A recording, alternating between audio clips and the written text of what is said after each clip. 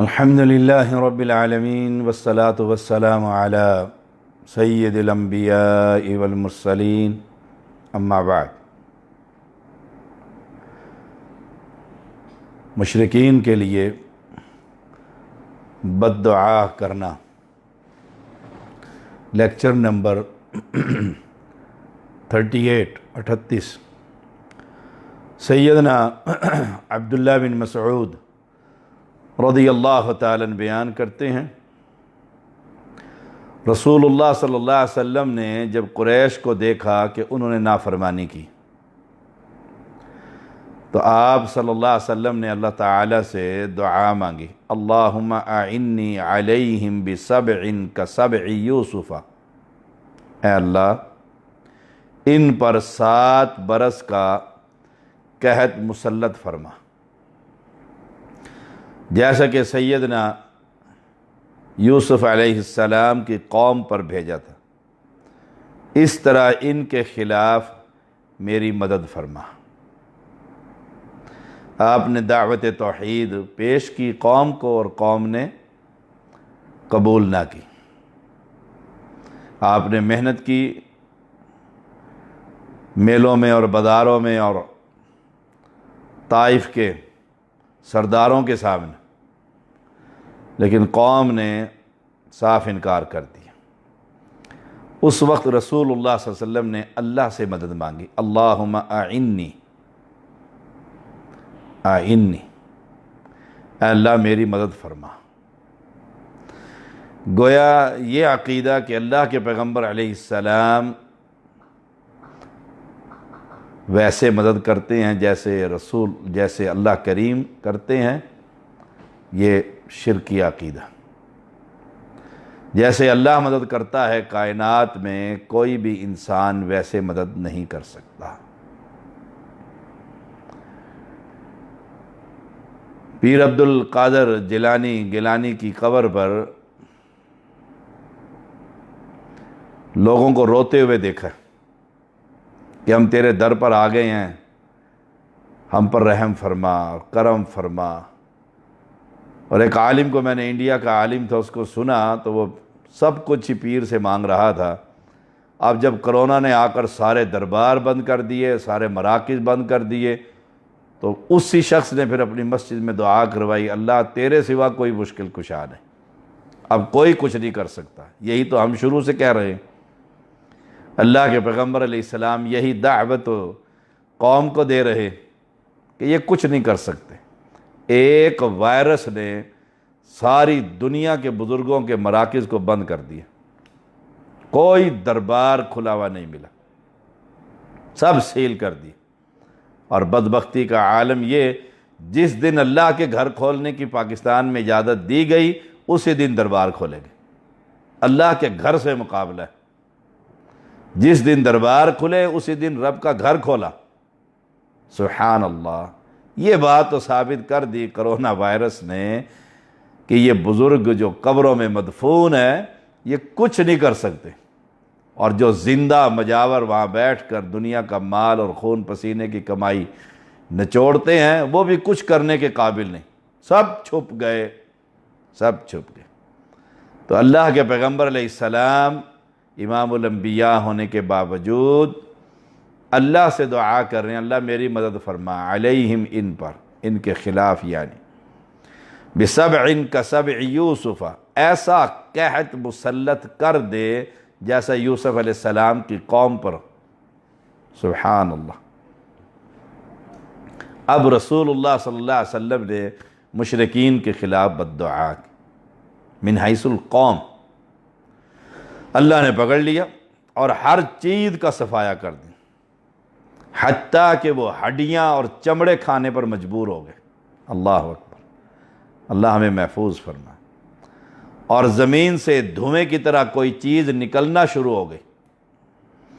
اس حالت میں آپ کے پاس ابو سفیان آئے اور عرض کی، اے محمد صلی اللہ علیہ وسلم، کیونکہ نبی تو وہ مانتے نہیں تھے، حالت کفر کی بات ہو رہی، جب وہ سردار تھے اپنی قوم، آپ کی قوم ہلاک ہو رہی، اللہ تعالیٰ سے دعا کریں کہ وہ لوگوں سے یہ عذاب دور کر دیں۔ اب اس کا بھی عقیدہ دیکھیے، حالت کفر میں جب پکڑ آئی تو بابا لات بھی کام نہ آیا اور منات بھی کام نہ آیا اور عزا اور حبل بھی، اور وہ سارے جو ان کے بت تھے جن کی وہ عبادتیں کیا کرتے تھے اور گھروں میں انہوں نے ان کو سجایا ہوا تھا، رکھا ہوا تھا، ایک بھی کام نہ آیا۔ وہ بھی کہنے پر مجبور ہو گیا اپنے رب سے، اے محمد صلی اللہ علیہ وسلم دعا کر دیں یہ عذاب ٹل جائے۔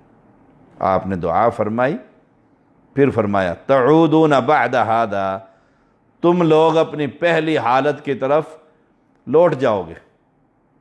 اب تو اللہ سے تم کہہ رہے ہو نا کہ دعا کرو، بعد میں تم بزرگوں کے دروں پہ ہی پڑے ہوں گے، اور یہی حالت ان قبر پرستوں کی ہے۔ اب کرونا کے بعد جو دربار کھلے ہیں سارے پہنچ گئے ہیں وہاں کہ بابا تو ہی ہے سب کچھ، حالانکہ کرونا میں بابا بھی گم ہو گیا تھا۔ ایک اور حدیث میں آتا ہے کہ انہوں نے کہا رب نکشف عنا العذاب انا مؤمنون، اے ہمارے رب ہم سے اس عذاب کو دور کر دے، ہم ضرور ایمان لے آئیں گے، ضرور۔ جیسے فرعون پر موسیٰ علیہ السلام جب اپنا عصا ڈالتے وہ اژدہا بن کر اس پر لپکتا، وہ کہتا موسیٰ پکڑ میں مسلمان ہوتا ہوں، جو ہی آپ پکڑ لیتے انکار کر دیتے۔ ایسے ہی ان مکہ کے لوگوں نے رب نکشف عنا العذاب انا مؤمنون، جو ہی عذاب ٹلا آپ صلی اللہ علیہ وسلم نے ان کے حق میں رب سے دعا کر دی۔ گویا عذاب کو بھیجنے والا بھی اللہ اور عذاب کو ٹالنے والا بھی اللہ سبحانہ وتعالی۔ نہ اللہ کے پیغمبر علیہ السلام بھیجنے والے اور نہ ٹالنے والے، اور یہاں ادرکنی یا رسول اللہ اور اغیثنی یا رسول اللہ، اور دن رات اللہ کے پیغمبر کو پکارا جا رہا ہے اور رب سے دوری۔ آخر پھر وہ جو ہی عذاب ٹل گیا، پیغمبر نے دعا کر دی، اللہ نے وہ دعا قبول فرما لی، عذاب ٹل گیا، پھر بابوں کے دروں پہ پہنچ گئے، پھر کفر و شرک کے اندر مبتلا ہو۔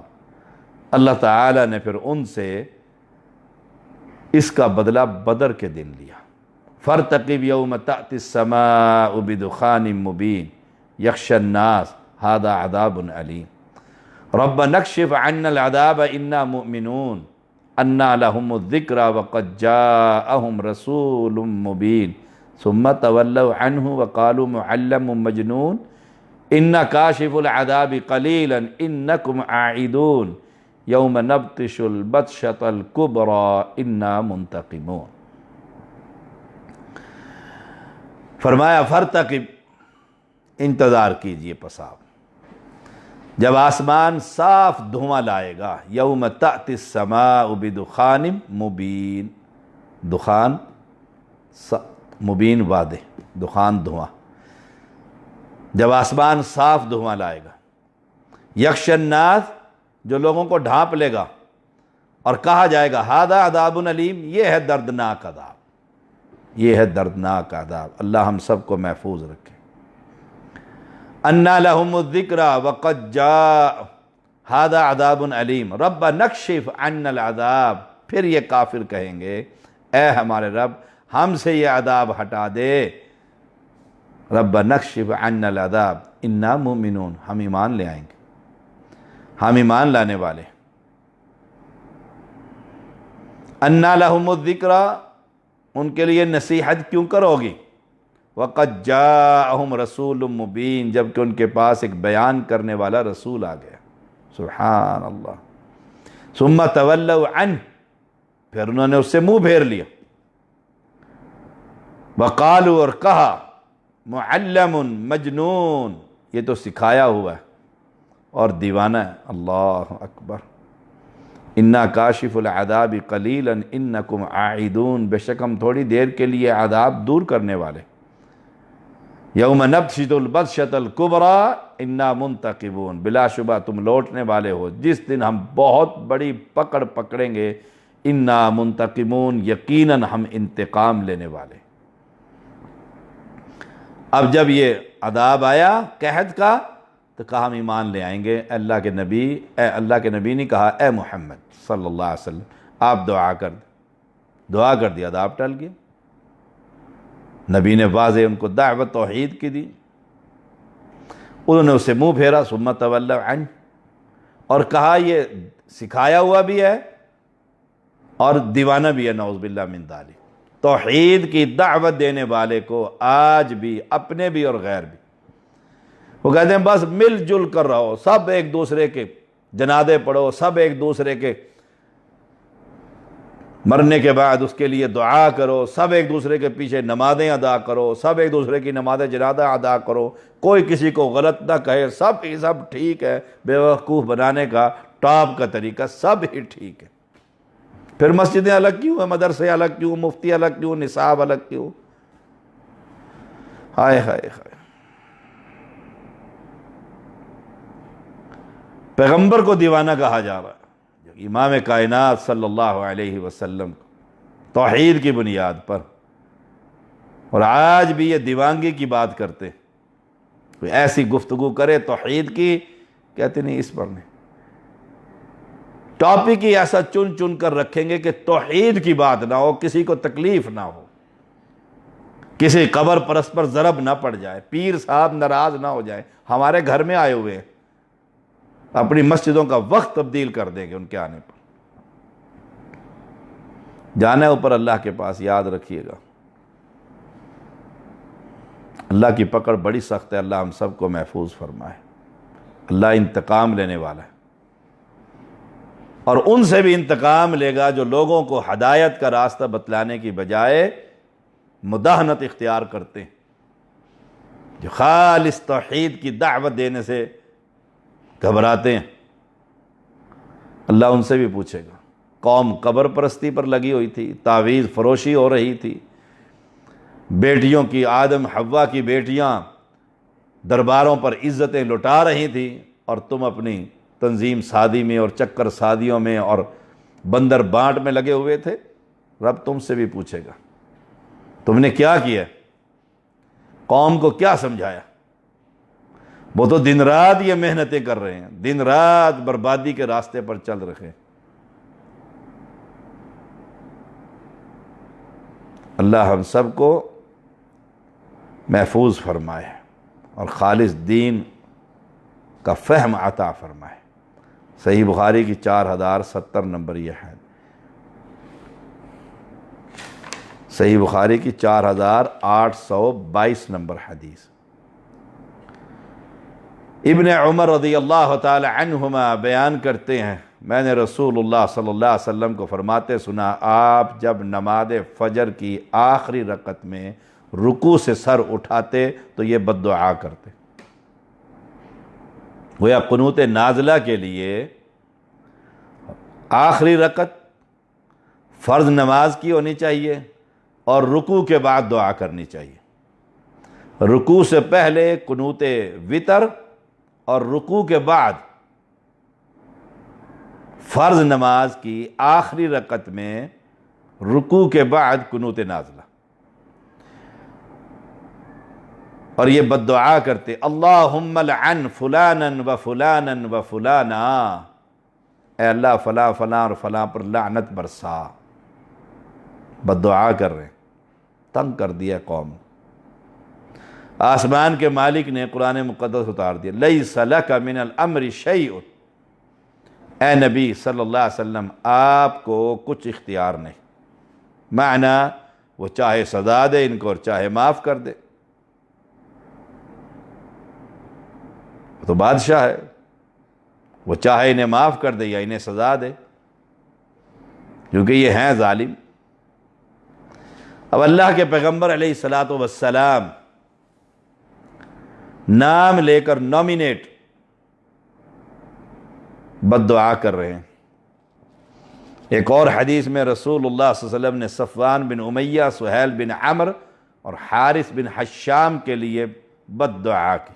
اس وقت یہ آیت کریمہ اللہ نازل فرمائی، لیس لک من الامر شیء، آپ کے ہاتھ میں معاملے کا اختیار نہیں۔ یہ قرآن کا ترجمہ، لیس نہیں، لک واسطے تیرے، من الامر امر سے، شیء کچھ، آپ کے ہاتھ میں کچھ نہیں۔ کس کے ہاتھ میں ہے؟ تبارک الذی بیدہ الملک، اللہ کے ہاتھ۔ اس آیت کریمہ کے اترنے کے بعد اللہ کے پیغمبر نے پھر کسی متعین شخص کے لیے بد دعا نہیں کی، پھر نہیں۔ اس حدیث سے یہ بات بھی ثابت ہوئی کہ متعین شخص پر اس کی زندگی میں لعنت بھیجنا منع ہے، خواہ وہ کافر ہی ہو سکتا ہے اللہ تعالیٰ اسے ہدایت دے دے۔ مرتد اور ہے، جو مرتد بھی ہو، کافر بھی ہو، مشرک بھی ہو، زندیق بھی ہو، جیسے یہ مرزا قادیانی، اس پر تو بے شمار لعنتیں ہیں، اللہ کی پھٹکار ہے، اس کو تو زندہ رہنے کا حق نہیں اس جماعت کو دنیا میں۔ اور دیکھ لو مدینہ ریاست اسلام آباد میں مندر کی آج بنیاد رکھ دی ہے۔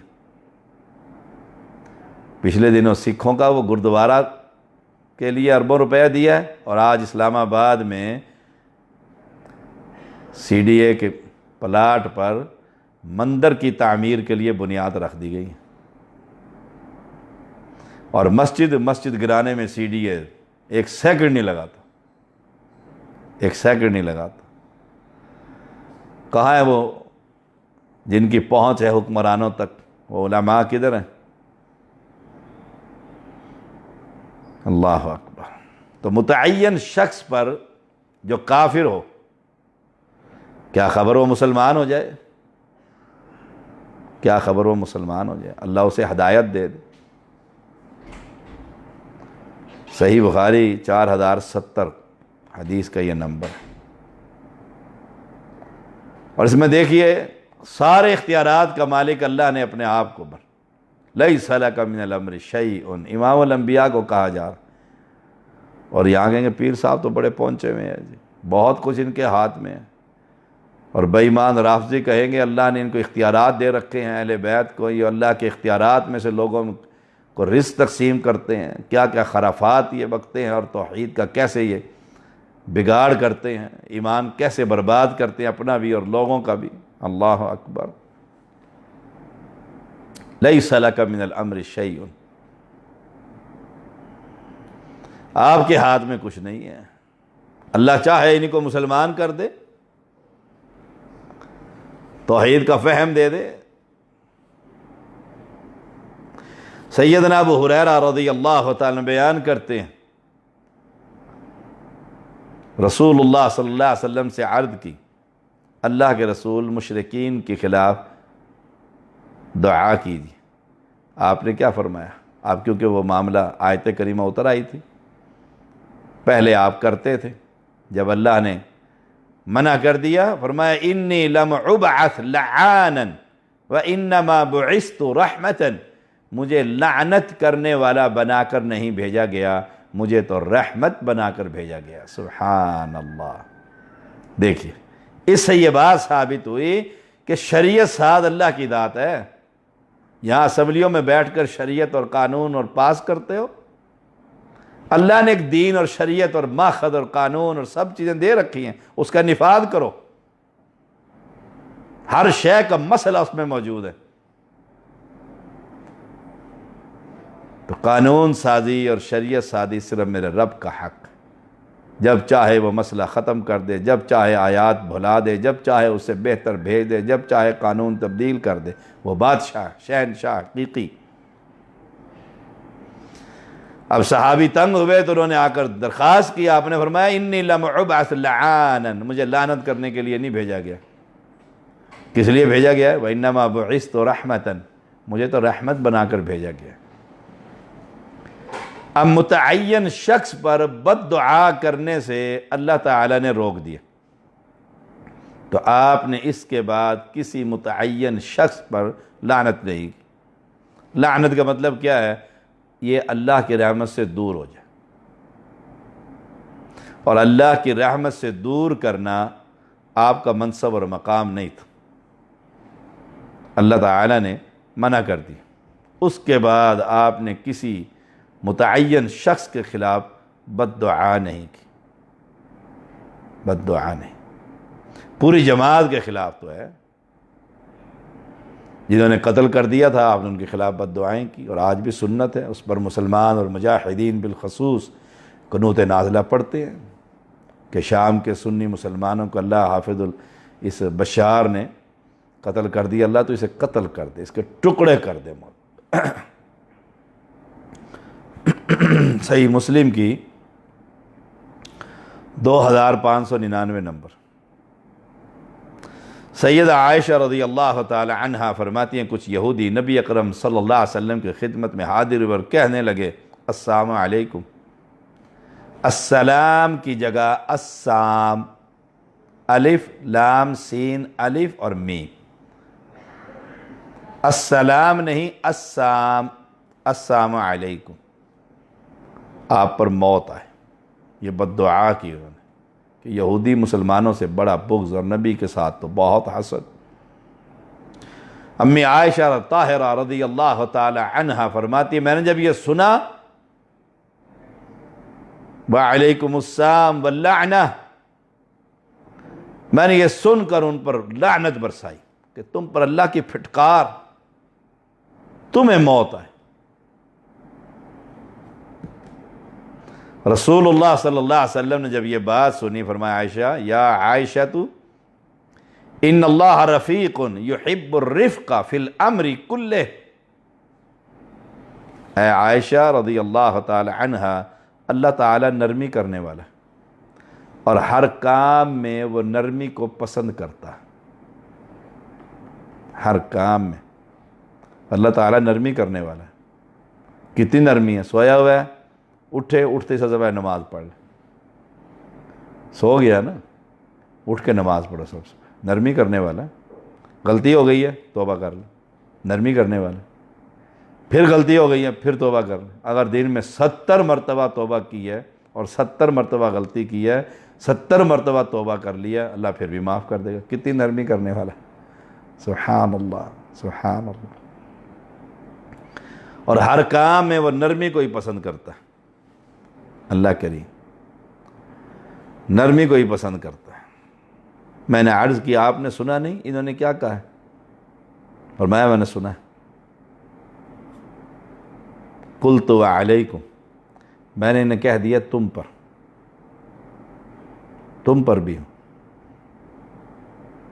اور نبی کی بد دعا تو قبول ہو سکتی ہے، ان کفار کی بد دعا نبی کے بارے میں تو قبول نہیں ہوگی۔ تو اگر آج بھی کوئی غلط بات کہے تو وعلیکم وعلیک، کہ تمہیں آئے، اس کی بد دعا اسی پر لوٹا دو۔